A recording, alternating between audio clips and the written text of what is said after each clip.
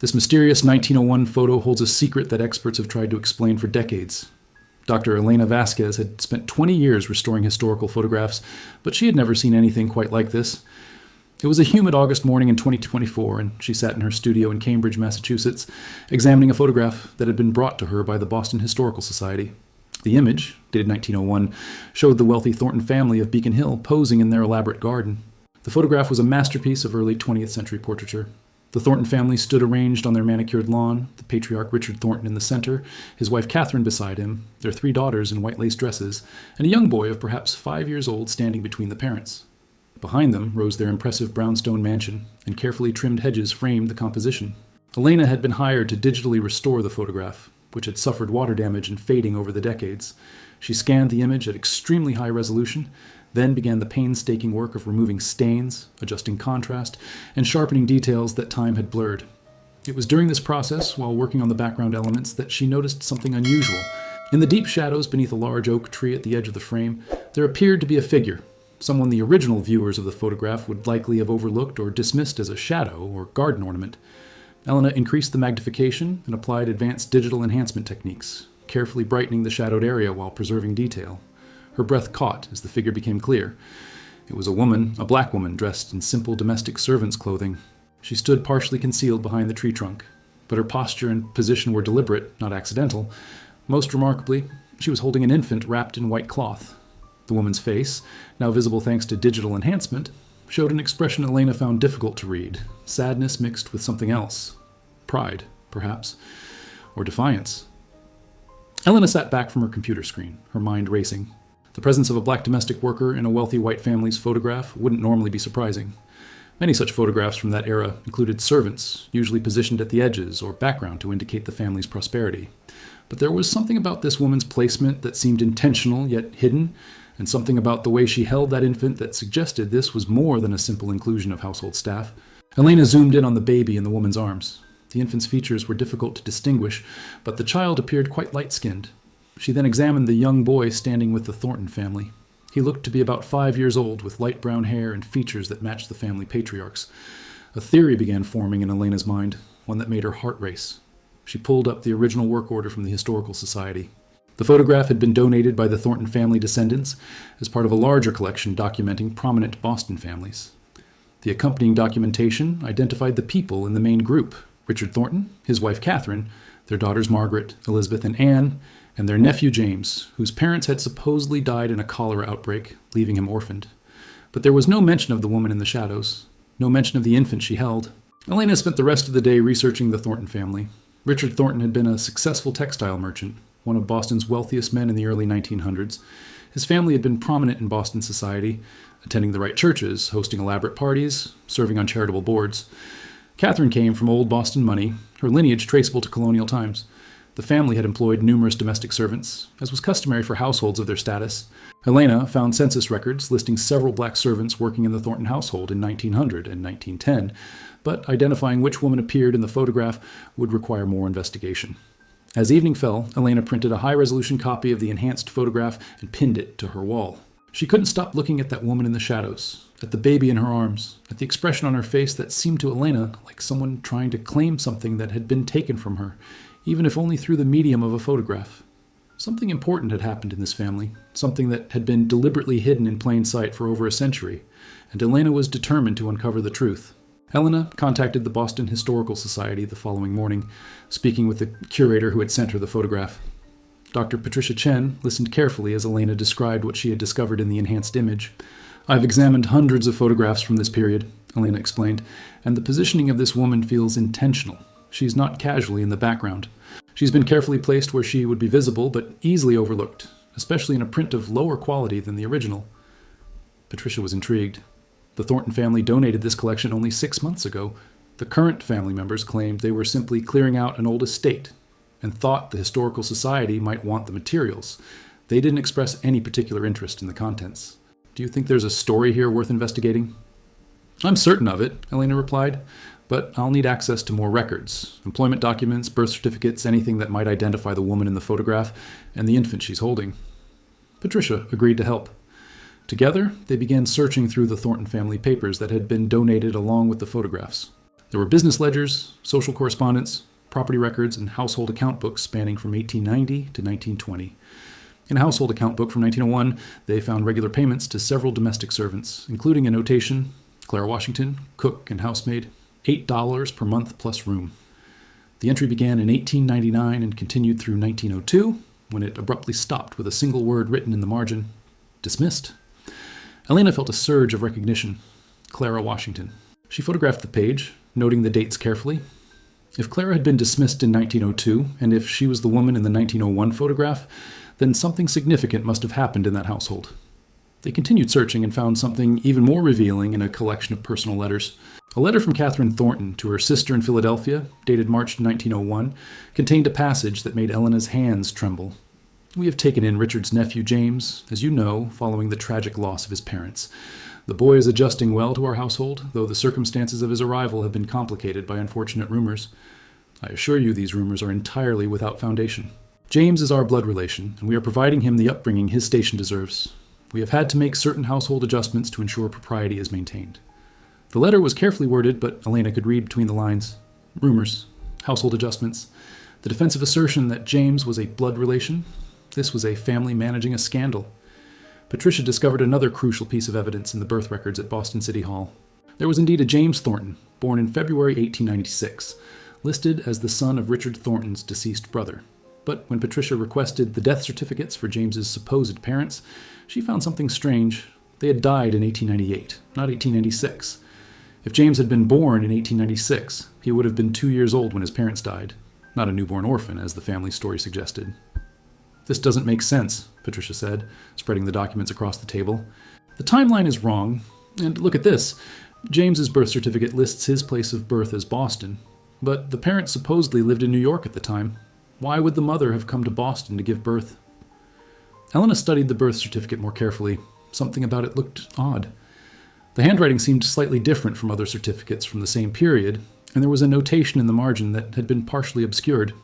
Amended record. Oh, this birth certificate was altered, Elena said quietly. Someone changed the original information.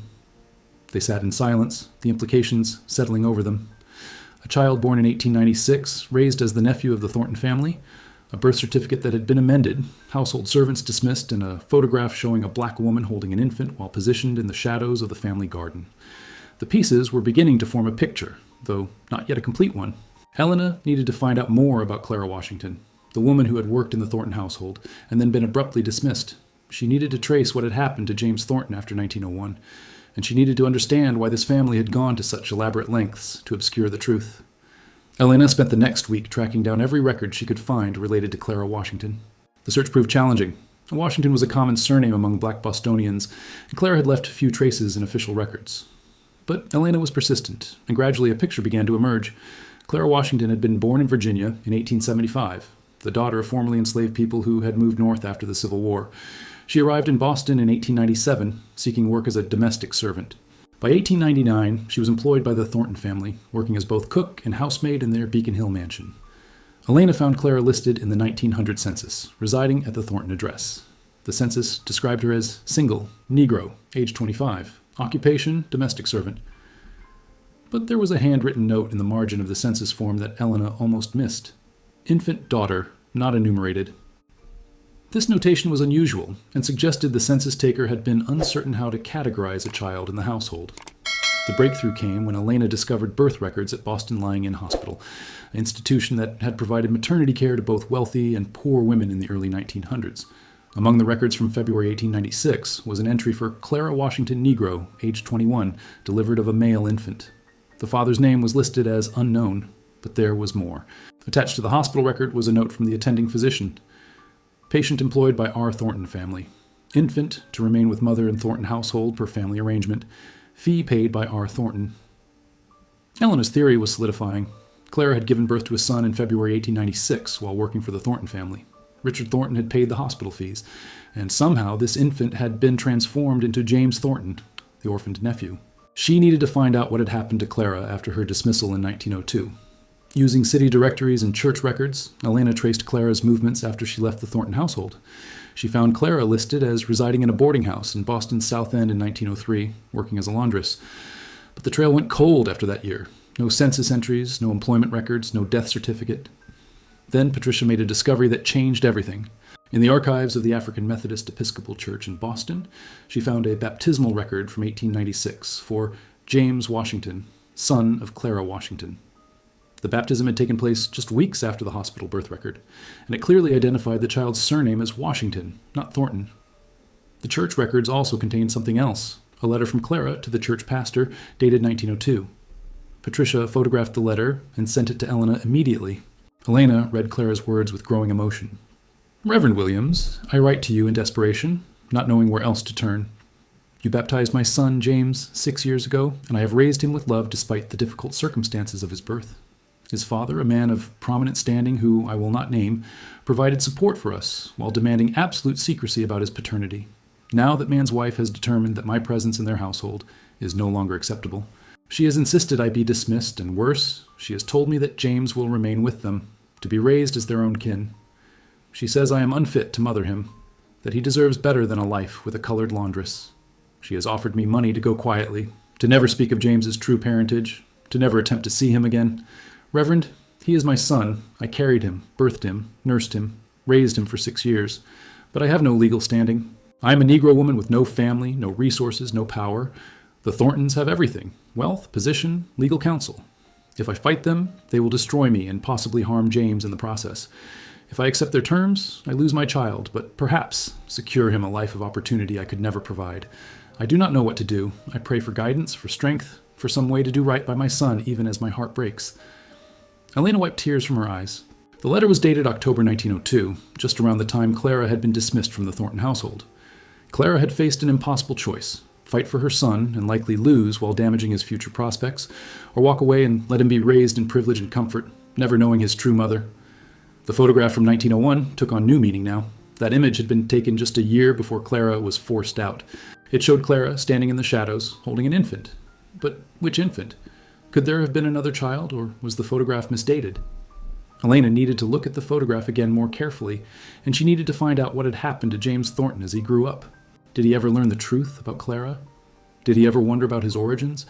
And most importantly, had Clara ever tried to see her son again, or had she disappeared from his life forever? Elena returned to her studio and pulled up the enhanced photograph on her computer screen. She had been so focused on identifying the woman in the shadows that she hadn't carefully examined every detail of the image. Now she looked more closely at the infant Clara was holding. Using maximum magnification, Elena studied the baby's features and the white christening gown it wore.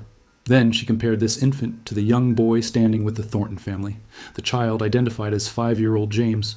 Her breath caught. The infant in Clara's arms could not be 5 years old. The baby was clearly only a few months old at most. But if James was born in 1896, he would have been 5 in 1901, matching the age of the boy in the main photograph. Elena felt a chill run down her spine. There were 2 children in this photograph: James, the 5-year-old boy standing with the Thornton family as their nephew, and a much younger infant in Clara's arms. She immediately called Patricia. "There's another child," she said urgently. "Clara is holding an infant who is not James. I need to find birth records from 1900 or 1901 for any child connected to the Thornton household." Patricia understood immediately. They reconvened at the Historical Society and began a systematic search through birth records from 1900 and 1901.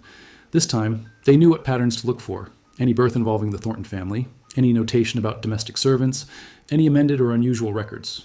It took 2 days, but they found it.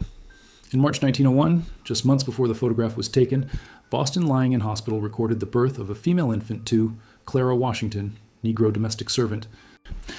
Once again, Richard Thornton had paid the hospital fees. The father was listed as unknown, but the notation was identical to the one from James's birth 5 years earlier. Clara had given birth to a second child in 1901, another child fathered by Richard Thornton. The infant in the photograph was Clara's daughter. Where is this child? Elena wondered aloud. What happened to her? Patricia began searching adoption records, death certificates, anything that might trace the fate of Clara's daughter. The search proved difficult. Adoption records from that era were often sealed or poorly maintained, and many children born to unwed mothers simply disappeared from official documentation. Then, Patricia found something in the records of the Boston Home for Colored Children, an orphanage that had operated in the early 1900s. In their intake records from September 1901, there was an entry for female infant, approximately 6 months old, surrendered by mother Clara Washington. Child in good health, adoption pending. The timeline fit perfectly. The photograph had been taken in the summer of 1901, showing Clara holding her infant daughter. By September, just months later, Clara had been forced to surrender the child to an orphanage. But there was more. Attached to the intake record was a note. Adoption finalized October 1901, child placed with family in New York, record sealed per family request, substantial donation received from anonymous benefactor to support orphanage operations. Elena understood. The Thorntons had arranged for Clara's daughter to be adopted away, had paid for the adoption to be expedited and the records sealed. They had removed the second child from Clara's life just as they had taken James. But they had let Clara have one thing, that photograph. They had allowed her to stand in the shadows of their garden, holding her infant daughter one last time, creating a permanent record of her motherhood, even as they prepared to take that child away from her. The photograph wasn't just a family portrait, Elena said quietly. It was Clara's last chance to be seen as a mother, even if only in the margins, even if only in the shadows. Someone in that family, maybe Richard himself, maybe even Catherine, understood that Clara deserved at least that much. Patricia nodded slowly. But why keep the photograph? Why not destroy it if it contained evidence of their secrets? Because someone wanted the truth preserved, Elena replied. Even if it was hidden, even if it took more than a century to be discovered, someone wanted Clara's motherhood documented. Elena shifted her investigation to James Thornton, the son Clara had lost when he was 6 years old. What had become of him? Had he lived his entire life believing he was Richard Thornton's nephew, never knowing his mother had been dismissed from the household when he was a child? She began with census records, tracing James through the decades. In 1910, at age 14, he appeared in the Thornton household, listed as nephew attending preparatory school. By 1920, at age 24, he had graduated from Harvard Law School and was working at a Boston law firm. The 1930 census showed James Thornton, age 34, married to a woman named Elizabeth, living in Boston's Back Bay neighborhood with 2 young children. His occupation was listed as attorney. He had clearly achieved success and respectability, but there was something else in the 1930 census that caught Elena's attention. Under race, James was listed as white, but there was a small notation in the margin, so small it was barely visible, that read, mulatto, amended. Someone had originally recorded James as mixed race, then changed it to white. Elena's heart raced. Had there been questions about James's racial identity? Had someone noticed that he didn't look entirely white, or had rumors about his true parentage followed him into adulthood? She searched for newspaper archives, looking for any mention of James Thornton. What she found astonished her. In 1935, James had made headlines by taking on a controversial case, defending a black family who had been forcibly evicted from their home in a white Boston neighborhood.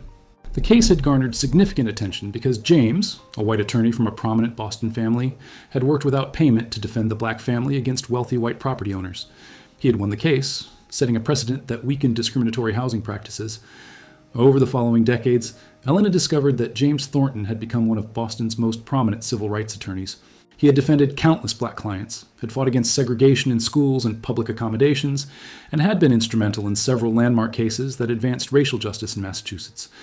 In 1954, the year of the Brown versus Board of Education decision, James had given a speech at the NOAACP's Boston chapter that was covered by local newspapers.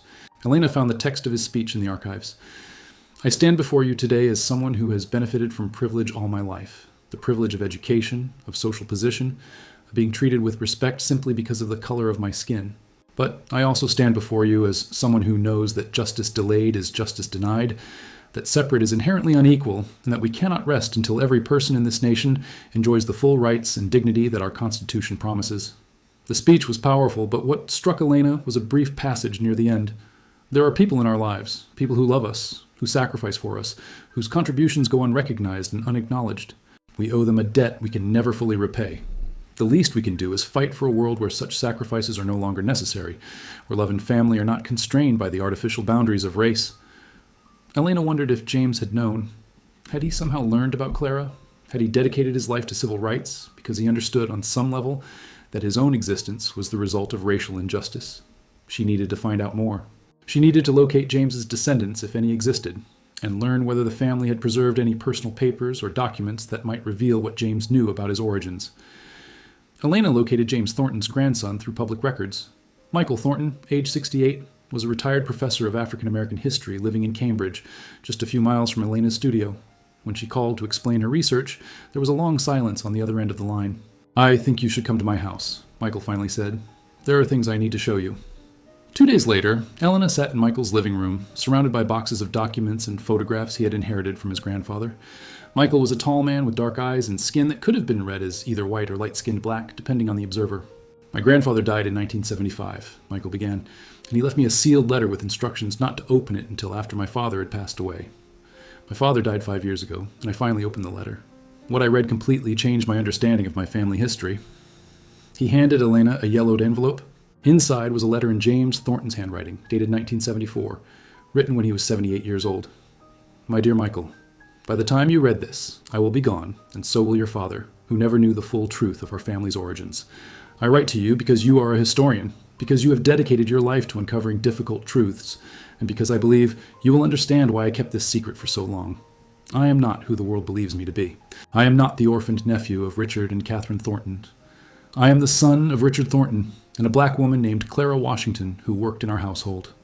Clara was my mother, though I was raised to call her by her first name and treat her as a servant until she was dismissed when I was 6 years old. I did not learn this truth until I was 30 years old. In 1932, a woman approached me outside my law office. She was elderly, frail, and I did not recognize her. She told me her name was Clara Washington and that she was my mother. She showed me documents, my original baptismal record, a letter she had written to her pastor, and a photograph of herself holding me as an infant in the garden of the Thornton house. At first, I did not believe her. The claim seemed impossible, but she provided details about my childhood that only someone intimately connected to me could have known, the names of my favorite toys, a song she used to sing to me, a birthmark on my shoulder that no one else would have seen. I spent weeks investigating her claims, examining birth records, speaking with old servants who had worked in the Thornton household. Everything she told me proved to be true. I was the son of a black woman, raised as white, given every privilege while my mother was forced to disappear from my life. My first reaction was anger, at Richard Thornton, at Catherine, at everyone who had participated in this deception. But Clara asked me not to be angry. She said she had made peace with what happened, that she had watched from a distance as I grew up, attended university, became a lawyer. She said she was proud of me and that she had never regretted carrying me, birthing me, loving me for the 6 years we had together. She also told me about my sister, a daughter she had birthed 5 years after me, also fathered by Richard Thornton. That child had been taken from her and adopted away. Clara had tried to find her for years but never succeeded. She showed me a photograph, the same one I now keep in my desk, showing her holding an infant in the Thornton garden. My sister, she said, was the baby in her arms. I spent the last years of Clara's life visiting her regularly, learning about her experiences, understanding the impossible choices she had faced. She died in 1935, and I was able to be with her at the end, holding her hand, calling her mother for the first time since I was 6 years old. After her death, I dedicated myself to fighting the kinds of injustices she had endured. I became a civil rights attorney because I understood personally how the color line destroyed families, how racial prejudice forced people into impossible situations, how systemic racism denied people their basic human dignity. Michael, you have chosen to study African American history. Now you know that you're a part of that history. Clara Washington was your great-grandmother. You carry her blood, her strength, her resilience. I have lived my life as a white man because that is how I was raised, but I want you to know the truth.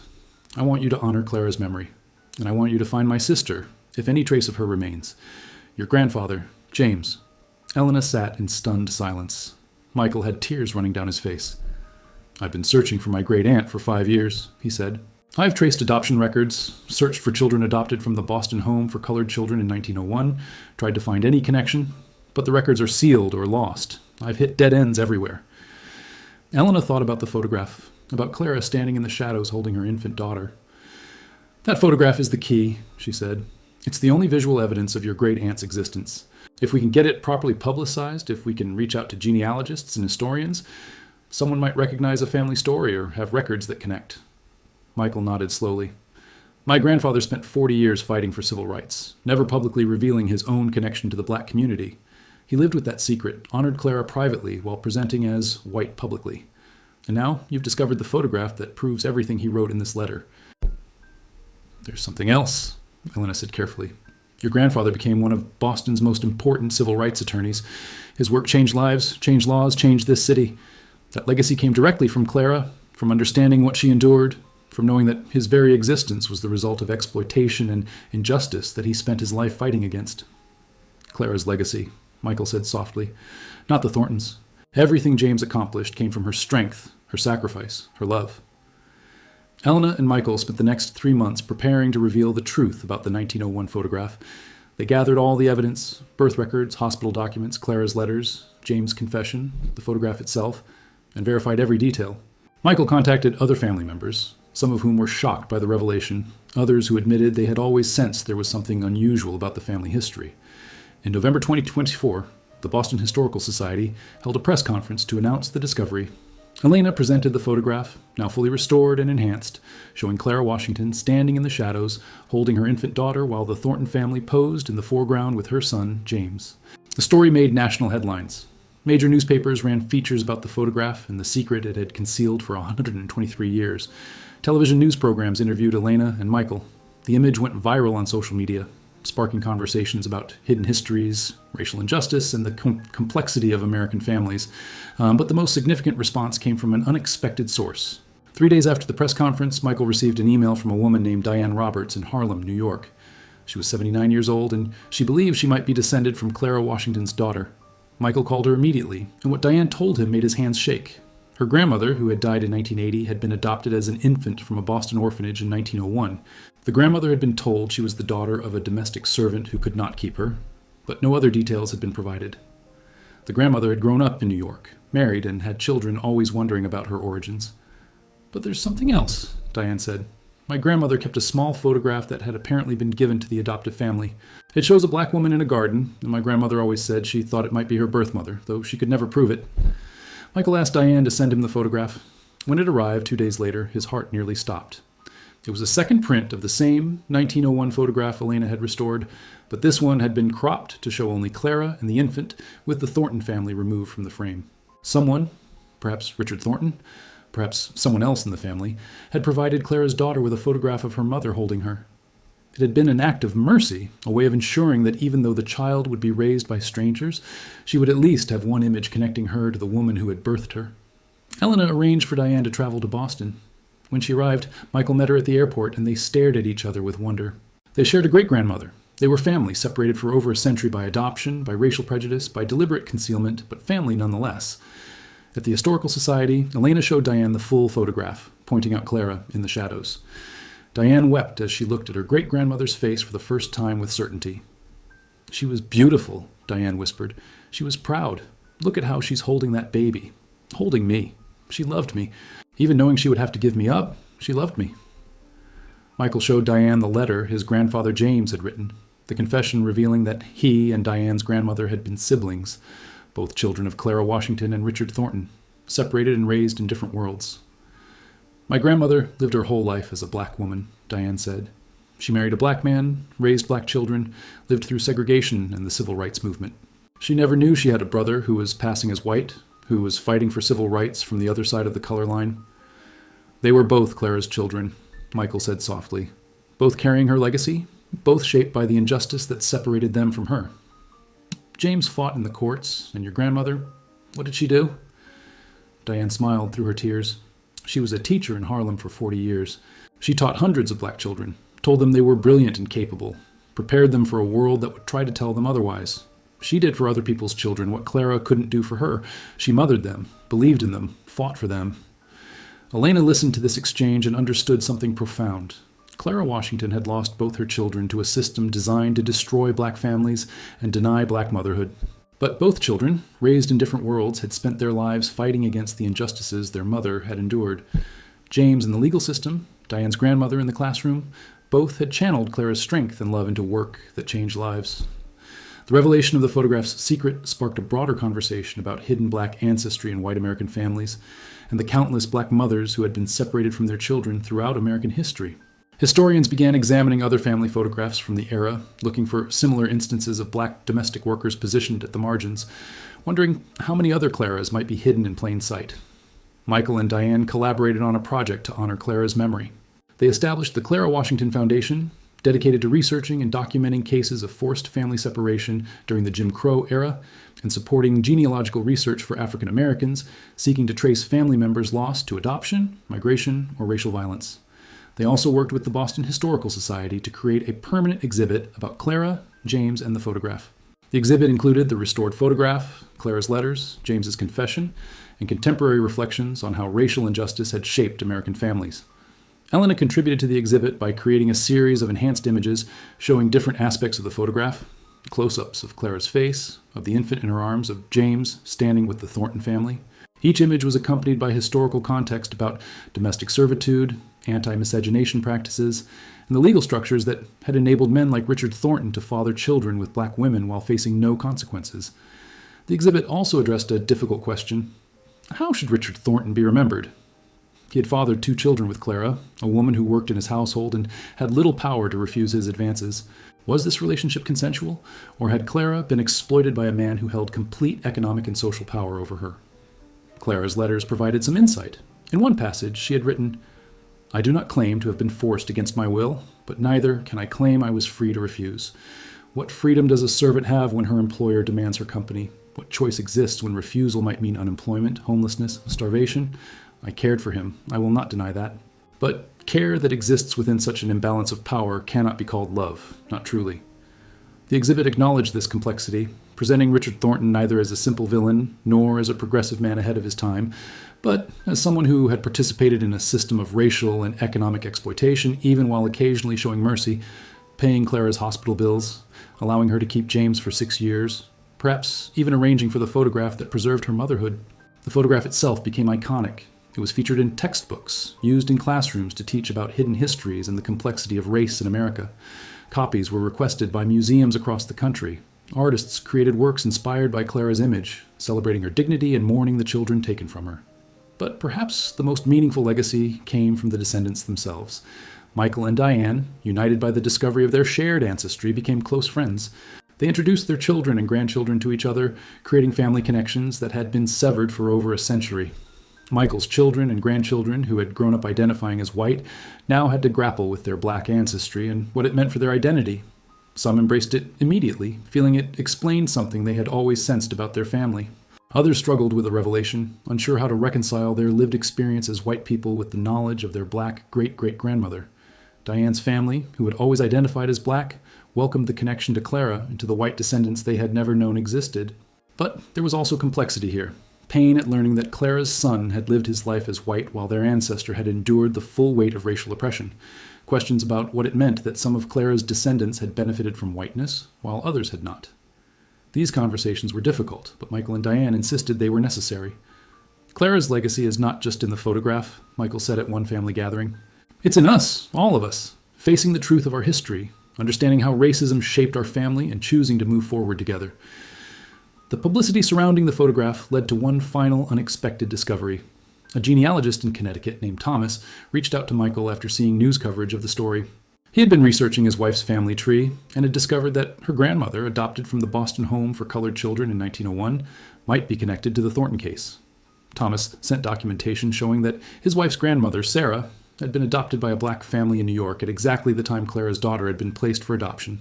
The adoptive family had been told only that the baby's mother was a domestic servant who could not keep her child, and that the father was unknown. Michael immediately arranged to meet Thomas and his wife, Linda. When they met, Michael showed them the photograph of Clara holding the infant, and Linda began to cry. "My grandmother died when I was young," Linda said. "But my mother told me that grandmother Sarah always felt like something was missing from her life. She had been loved by her adoptive family, had a good childhood, but she always wondered about her birth mother. She kept that small photograph, the one of just Clara and the baby, on her dresser her entire life.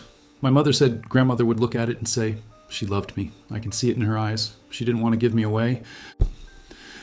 DNA testing confirmed what the document suggested. Linda was Clara Washington's great-granddaughter, descended from the daughter Clara had been forced to surrender in 1901. Linda, Diane, and Michael were all Clara's descendants, 3 branches of a family tree that had been deliberately severed but had somehow, against all odds, found each other again. The 3 of them traveled to Boston together to visit Clara's grave. She was buried in a cemetery in Roxbury, in a section reserved for black Bostonians. Her headstone was simple, listing only her name and dates. Clara Washington, 1875, 1935. Standing before Clara's grave, Michael, Diane, and Linda held hands. They told Clara that they had found each other, that her children and grandchildren and great-grandchildren were united again, that her story would be remembered and honored. "You were hidden in the shadows of that photograph," Michael said softly to Clara's memory, "but you refused to be completely invisible. You insisted on being seen, on being acknowledged as a mother, even in the margins. And because of that photograph, because of your courage, we found each other. We found you. They commissioned a new headstone for Clara, one that listed not just her name but her truth. Clara Washington, 1875-1935, beloved mother. Her strength lives on in her descendants. The dedication ceremony for the new headstone was attended by over 100 people. Descendants of Clara, descendants of James, former students of Diane's grandmother, lawyers who had worked with James Thornton, historians who had been inspired by the photograph's discovery. Elena spoke at the ceremony, explaining how she had found Clara hidden in the shadows of the family photograph, how digital restoration had revealed what had been obscured for 123 years. Clara Washington was rendered invisible by a society that denied black women's humanity, that denied black mothers' rights to their own children, Elena said. But she found a way to make herself seen. She stood in that garden holding her baby and insisted on being photographed. That act of quiet resistance, that refusal to be completely erased, is what allowed her story to survive. Clara knew she might never be able to tell her truth openly, but she made sure there would be evidence, made sure that someday someone might look closely enough to see her. After the ceremony, Linda approached Elena with tears streaming down her face. "Thank you," she said simply. "Thank you for looking closely. Thank you for seeing my great-grandmother. Thank you for refusing to let her stay hidden." Elena embraced her, overwhelmed by the weight of what this discovery had meant to Clara's descendants. A photograph that she had been hired simply to restore had opened up an entire hidden history, had reunited a family separated for over a century, had brought recognition to a woman whose motherhood had been denied and erased.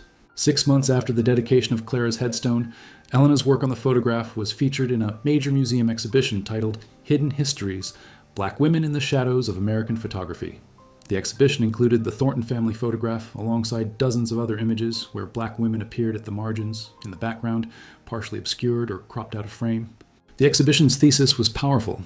These women had been deliberately rendered invisible by families and photographers who wanted to present a certain image of white respectability, but their presence in the photographs, however marginal, provided evidence of the labor, the relationships, and the hidden family connections that white families wanted to deny. Elena's restoration of the Clara Washington photograph became the centerpiece of the exhibition. Visitors could see both the original, faded image where Clara was barely visible in the shadows, and the restored, enhanced version where her face and the infant in her arms were clearly visible. The contrast demonstrated how much had been hidden and how technology could help reveal suppressed truths. The exhibition traveled to museums across the country, and everywhere it went, people came forward with their own stories. Families who had always suspected there was something hidden in their history, who had heard whispered stories about black ancestors who had been denied or erased, who had found mysterious photographs showing people at the margins whose identities had been lost. Michael, Diane, and Linda participated in panel discussions at several exhibition venues, talking about what it meant to discover Clara's story, how it had changed their understanding of their families and themselves. Michael spoke about the burden and privilege of passing, about his grandfather James's choice to live as white while fighting for black civil rights. Diane talked about her grandmother's life as a black woman, who never knew she had a white passing brother working toward the same goals from a different position. Linda discussed the pain of adoption and separation, and the joy of finally knowing the truth about her great-grandmother's love. But the exhibition also sparked criticism. Some argued that focusing on photographs of black domestic servants in white households perpetuated narratives of black subservience and white supremacy. Others questioned whether it was appropriate to display images of women like Clara, who might not have wanted their exploitation documented and exhibited for public viewing. Elena took these criticisms seriously. In the exhibition catalog, she addressed them directly. "We must be careful not to reproduce the very erasure and exploitation we're trying to document. Clara Washington deserves to be remembered not just as a victim, not just as someone who was wronged, but as a full human being, a woman who loved, who made difficult choices, who showed tremendous strength, and who found a way to ensure her motherhood would be documented even when it was denied. The photograph is evidence of injustice, yes, but it's also evidence of Clara's agency, her resistance, her refusal to be completely erased." The exhibition concluded with a section on contemporary implications, showing how the legacy of forced family separation, denied black motherhood, and hidden black ancestry continued to affect American families. It included stories of adoption, foster care, and child welfare systems that disproportionately separated black children from their families. It drew connections between Clara's experience in 1901 and ongoing patterns of systemic racism. For Elena, the project had become much more than a photograph restoration job. It had become a mission to honor Clara and the countless women like her whose stories had been buried, whose motherhood had been denied, whose presence had been erased from family histories. She reflected on this in the final chapter of a book she wrote about the discovery. "When I first saw that shadow in the garden, I didn't know I was looking at Clara Washington. I didn't know I was about to uncover a story of love and loss, exploitation and resistance, separation and reunion. I simply saw something that didn't look quite right, something that seemed hidden. That's what historians do. We look at what's been overlooked. We question what's been accepted. We bring light to the shadows. Clara Washington spent her life in the shadows of the Thornton family's world. But she made sure she was in that photograph. She made sure that even if she was marginalized, even if she was nearly invisible, she was there. And 123 years later, she was finally seen. The book became required reading in many American history courses. The photograph was reproduced in textbooks. Clara's story became part of the historical record, no longer hidden, no longer denied. Michael, Diane, and Linda continued their work with the Clara Washington Foundation, helping other families research hidden histories and reconnect with ancestors who had been lost to adoption, migration, or deliberate erasure. They funded DNA testing for people searching for family connections, supported genealogical research, and advocated for opening sealed adoption records. On the 125th anniversary of the photograph in 2026, descendants of Clara Washington gathered at the site of the former Thornton Mansion in Boston. The building had been converted to a community center, and the garden where the photograph had been taken was now a public park. Over 50 people attended, descendants of both James and Sarah, now united as one family. They planted a tree in Clara's honor, installed a plaque telling her story, and shared memories of how her legacy had shaped their lives. Elena attended the gathering and was moved by the sight of Clara's family, reunited across racial lines that had once seemed insurmountable, standing together in the very spot where Clara had stood holding her baby, insisting on being seen. Clara Washington's story is not just about the past, Elena said to the assembled group. It's about how we choose to remember, how we honor the people whose voices were silenced, whose presence was denied, whose love was hidden.